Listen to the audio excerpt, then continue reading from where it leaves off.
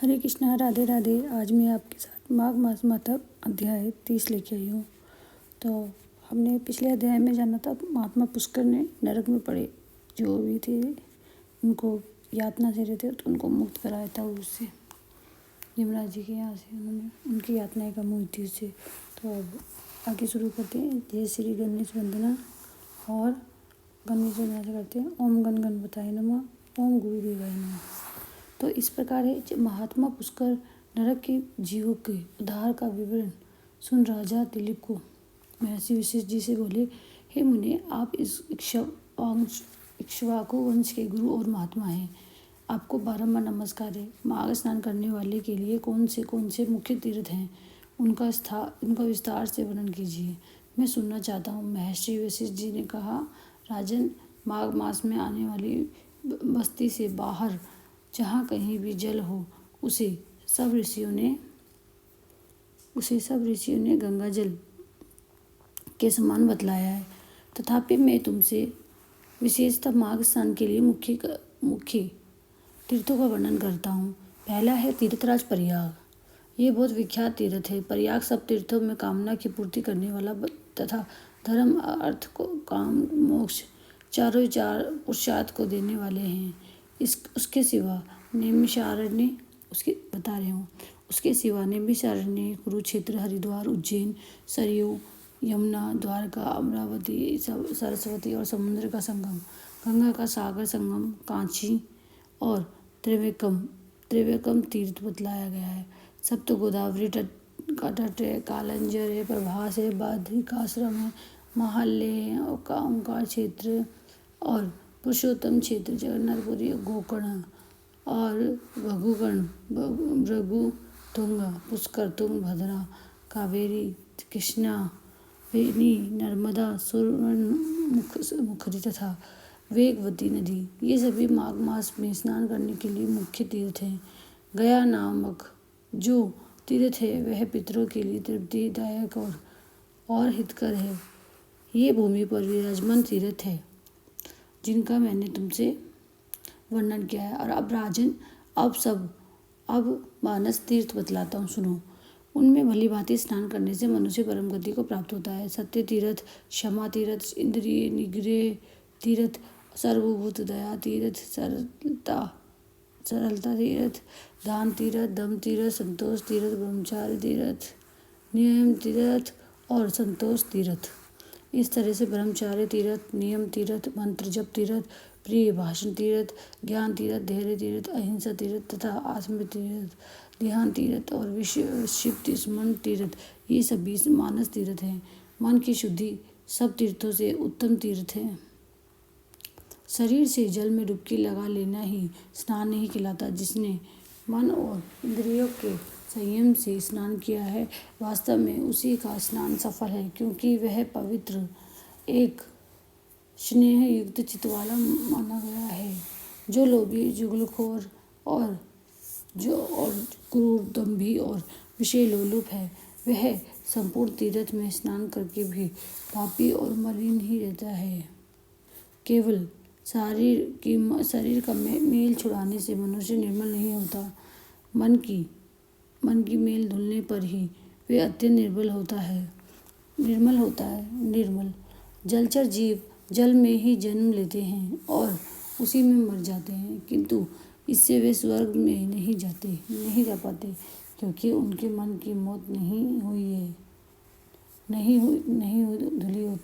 होती है, क्योंकि उनके मन की मेल नहीं धुले रहते। विषयों में जो अत्यंत आसक्ति होती है उसी को मानसिक मल कहते हैं। विषयों की ओर से वैराग्य हो जाना ही मन की निर्मलता है। दान, वैराग्य, यज्ञ, तपस्या, बाहर भीतर की शुद्धि और शास्त्र ज्ञान भी तीर्थ ही है। यदि अंतःकरण का भाव निर्मल हो तो सब तीर्थ ही है। जिसने इंद्रिय समुदाय का पर काबू कर लिया है, वह मनुष्य जहाँ निवास करता है वहीं उसके लिए कुरुक्षेत्र, नैमिषारण्य और पुष्कर आदि तीर्थ वस्तुतः जो ज्ञान से परिवित, ध्यान रूपी जल से परिपूर्ण और राग द्वेष रूपी मल को धुन देने वाला है। ऐसे मानस तीर्थ में जो स्नान करता है वह परम गति को प्राप्त होता है। राजन, ये मैंने तुमसे मानस तीर्थ का लक्षण बतलाया है। अब भूतल के तीर्थों की पवित्रता का कारण सुनो। जैसे शरीर के कुछ भाग परम पवित्र माने गए हैं, उसी प्रकार पृथ्वी के भी कुछ स्थान अति पुण्य में माने जाते हैं। भूमि के अनुभव, अद्भुत वहाँ प्रभाव, जल की शक्ति और मुनियों के अनुग्रह पूर्वक निवास से तीर्थों तथा पवित्र बताया गया है। इसलिए भौम और मानस सभी तीर्थों में जो नित्य स्नान करता है वे परम गति को प्राप्त होता है। प्रचुर दक्षिण वाले अग्निष्ठ होम आदि यज्ञों से यजन करके भी मनुष्य उस फल को नहीं पाता जो कि तीर्थों पर जाने से प्राप्त होता है। जिसके दोनों हाथ, दोनों पैर और मन काबू में है, तो जो विद्या तप और कीर्ति से संपन्न हो, वह तीर्थ के फल का भागी होता है। और श्रद्धापूर्वक एकाग्रचित्त तीर्थों की यात्रा करने वाला धीर पुरुष कृतज्ञ, यानी किए गए उपकारों को न मानने वाला हो तो भी शुद्ध हो जाता है। फिर जो शुद्ध कर्म करता है उसकी तो बात ही क्या है। वह मनुष्य पशु पक्षियों की योनि में नहीं पड़ता, बुरे देश में जन्म की नहीं लेता, बुरे देश में सुख का भागी नहीं बनता, स्वर्ग लोक में जाता और मोक्ष का उपाय भी कर लेता है। अश्रद्धालु, पापात्मा, नास्तिक, संयम आत्मा और केवल युक्तिवाद का सहारा लेने वाला, ये 5 प्रकार के मनुष्य तीर्थ फल के भागी नहीं होते। जो शास्त्रोक्त तीर्थों में विधि पूर्वक विचरते हैं और सब प्रकार के द्वंद्व को सहन करते हैं, वे धीर मनुष्य स्वर्ग लोक को ही जाते हैं। तीर्थ में अर्घ्य और आवाहन के बिना ही श्राद्ध करना चाहिए, और वह श्राद्ध के योग्य कल हो ना हो। और तीर्थ में बिना विलंब के श्राद्ध और तर्पण करना आवश्यक होता है, उचित होता है, और उसमें बिना विघ्न नहीं डालना चाहिए। अन्य कार्य के प्रसंग से भी तीर्थ में पहुँच जाने पर स्नान करना चाहिए। ऐसा करने से तीर्थ यात्रा का नहीं परंतु तीर्थ स्नान का फल अवश्य जरूर मिलता है, अवश्य प्राप्त होता है। तीर्थ में नहाने कल्प और तीर्थ में स्नान का फल अवश्य प्राप्त होता है। तीर्थ में नहाने से पापी मनुष्य के पाप की शांति होती है, पाप नष्ट हो जाते हैं उसके। जिसका हृदय शुद्ध है उन मनुष्य को तीर्थ शास्त्रोक्त फल प्रदान करने वाला होता है, और जो दूसरे के लिए तीर्थ यात्रा करता है वह भी उसके पुण्य का 16वां अंश प्राप्त करता है। कुश की प्रतिमा बनाकर तीर्थ के जल में उसे स्नान कराने जिसे उद्देश्य से प्रतिमा का स्नान कराया जाता है, वह पुरुष तीर्थ स्थान के पुण्य का 8वां भाग प्राप्त करता है। तीर्थ में जाकर उपवास करना और सिर के बालों का मुंडन करना चाहिए। मुंडन से मस्तक के पाप नष्ट हो जाते हैं। मुंडन कराने के लिए बोल रहे, मुंडन जरूर करना चाहिए जब जाते हैं तो। जिस दिन तीर्थ में पहुँचे उसके पहले दिन उपवास करें और दूसरे दिन बाद श्राद्ध एवं दान करें। तीर्थ के प्रसंग में मैंने श्राद्ध को भी तीर्थ बताया है। स्वर्ग का साधन तो ही है, मोक्ष की प्राप्ति का स्नान का भी उपाय है। इस प्रकार नियम का आश्रय ले माघ मास में व्रत ग्रहण करना चाहिए और उस समय से ही ऐसे ही तीर्थ यात्रा करना चाहिए।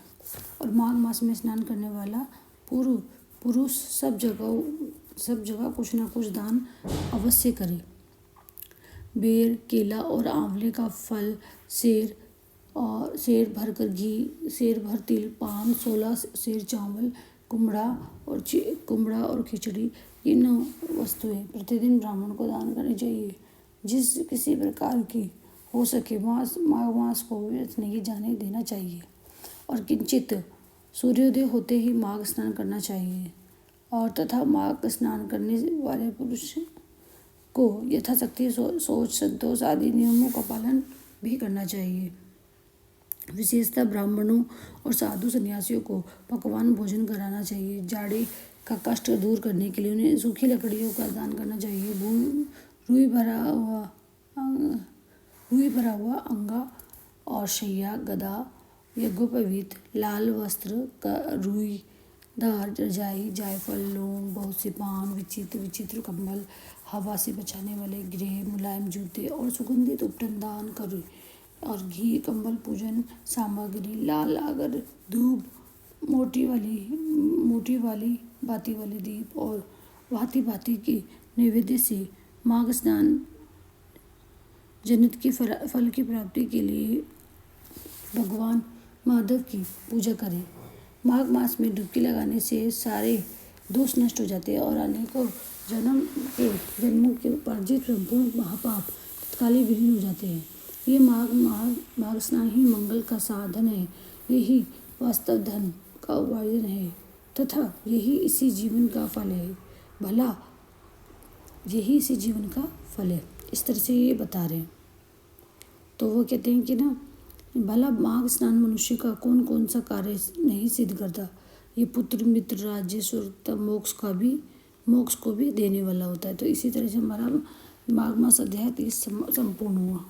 तो देखिए अपने, तो बस ठाकुर जी की कृपा है जो मैं माघ सुन पा रहे हैं और कर पा रहे हैं फॉलो।